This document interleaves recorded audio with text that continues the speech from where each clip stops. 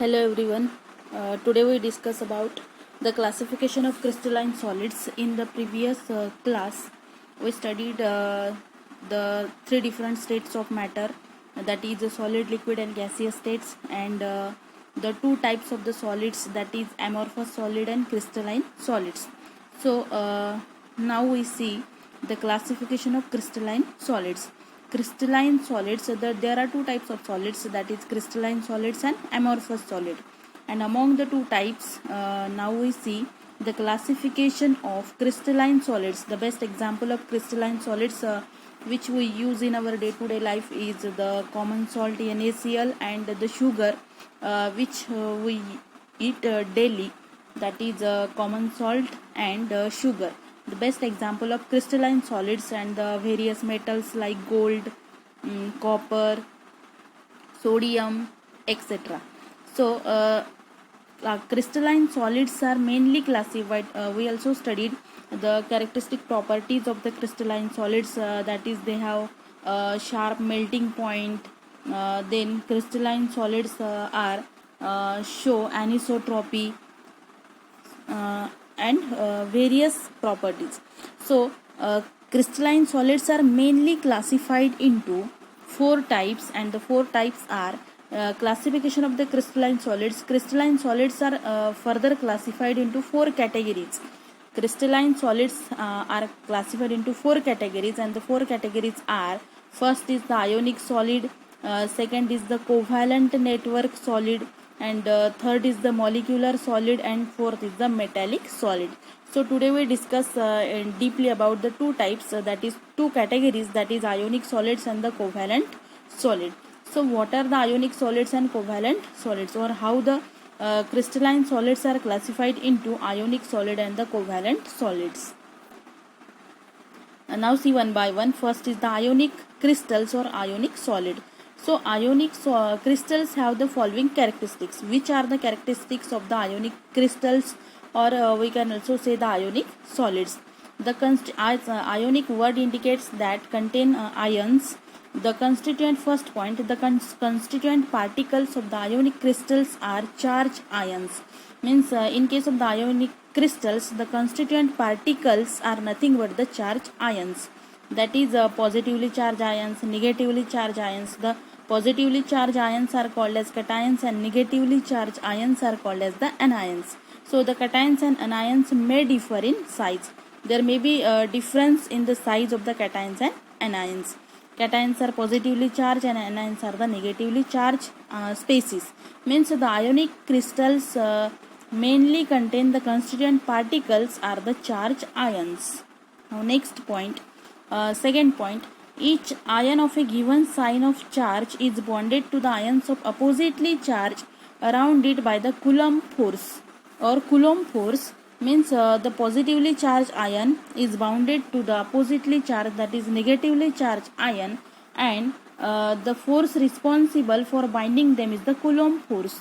In other words, the particles of the ionic crystals are held by electrostatic force of attraction between oppositely charged ion. When we study the formation of NaCl crystal, that is sodium chloride, we know that there is a electrostatic force of attraction which binds the two oppositely charged ions together in a crystal and to form the crystals. So the force responsible is nothing but the electrostatic force of attraction which binds the two oppositely charged ions together in a ionic crystal. Now next point, that is third point, ionic crystals are hard and brittle. Ionic crystals are hard. They are hard and brittle. Brittle means when we drop the chalk from some height on the floor, it breaks into pieces, and this is the example of it indicates it is brittle. So ionic crystals are hard and brittle. They have high melting points. They also have the high melting point. What is the melting point? Melting point is nothing but the temperature at which the solids gets converted into liquid state. The temperature is called as the melting point. So they also have the high melting point. We know about it by when we observe the melting point of common salt NaCl. Then fourth point, These are non-conductors of electricity in solid state. In solid state, they do not conduct electricity, but however, they are good conductors when melted or dissolved in water. In case of the solid state, the ionic crystals are non-conductors of electricity, but in case when they are melted or dissolved in water, they conduct electricity or good conductors of electricity. And the examples of the ionic crystals or ionic solids are NaCl, sodium chloride, K2SO4, potassium sulfate, CaF2, calcium fluoride, and KCl, potassium chloride are the ionic crystals. These are the examples of an ionic crystal. So it is the first type of crystalline solids or classification of the crystalline solids. Now next is the covalent network crystals. Covalent network crystals or covalent crystals. So now see one by one points. Covalent network crystal. Characteristic of the covalent network crystals are as follows. So first point, in case of the ionic crystals, we see that the constituent particles are nothing but the charged ions. But in case of the covalent network crystal, the constituent particles in the covalent network solids are the atoms. Atoms are the constituent particles. Second point, the atoms in these crystals are linked by a continuous system of the covalent bonds. In case of the ionic crystals, we study that the oppositely charged ions are binded together by electrostatic force of attraction, or Coulomb force is responsible for the binding of oppositely charged ions together. But in case of the covalent network crystal, the atoms in these crystals are linked by a continuous system of covalent bonds. Means the atoms are linked together by a covalent bond. The covalent bonds are responsible for binding the atoms together. The result of all this is a rigid three-dimensional network is formed, which forms a giant molecule, means a bigger molecule. The entire crystal is a single molecule, and the entire crystal, the complete crystal, is a single molecule. So the constituent particles are the atoms, and the atoms are linked together by a covalent bond and form a giant molecule, and this giant molecule is a single molecule or single crystal, and this single crystal is nothing but the single molecule. So next point, as a result of the rigid and strongly bonded structure, the covalent network crystals are very hard. They are very hard, covalent network crystals, because the strongly bonded, and they are strongly bonded structures, and so covalent network crystals are the very hard. In fact, they are the hardest and most incompressible of all the material, and the best example is the diamond. We all know that diamond is the hardest known material, which is the best example of crystalline or covalent network solids or covalent network crystals. In fact, they are hardest and most incompressible, means we cannot compress it. Of all the materials, these crystals have high melting and boiling points. Next point, the electrons are localized in the covalent bonds. The electrons are localized, means electrons are localized in the covalent bonds and hence are not mobile. As they are localized, they do not show mobility, hence they are not mobile, and as a result of it, the covalent solids are poor conductors of heat and electricity. They are the poor conductors of heat and electricity, as the electrons are not mobile, they are localized, so they are poor conductors of heat and electricity.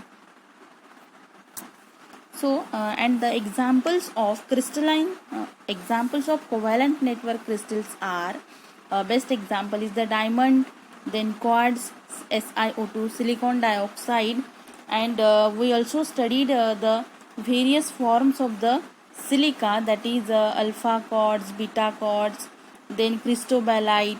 There are the most important three crystals we studied. Then boron nitride, carborandum are covalent network solids or covalent network crystals. So this is the second type of covalent network crystalline solids. Do you know, important question or important information is given here. Diamond is the hardest known material.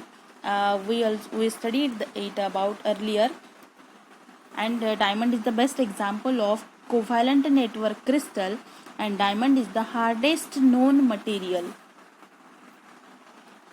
Such points are important by the competitive exams point of view.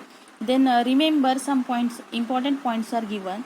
Both the now we study the two categories of the crystalline solids, that is ionic solids and the covalent network crystals. So both the ionic and the covalent crystals are hard and have high melting and boiling point. The characteristic properties are shown here or given here. We can use electrical properties to distinguish between them. Means by studying the electrical properties, we can easily distinguish between the ionic crystals and the covalent crystals. Both are insulators at low temperature. Then next characteristics are: ionic solids become good conductor only at high temperature. Only at high temperature, ionic solids become good conductor above their melting point. Means ionic solids behave as a good conductor only at the high temperature, which is above their melting points.